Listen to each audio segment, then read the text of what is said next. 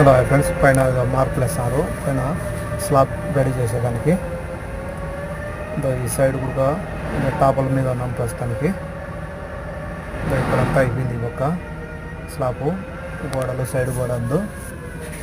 ఇది మొత్తం ఈ పక్క సైడ్ కూడా ఉంది, ఇంకా పైన ఉంది స్లాబ్ గోడ. ఇది మొత్తం వచ్చేసి ఇది రోడ్డు బ్రిడ్జి, పెద్ద బ్రిడ్జి.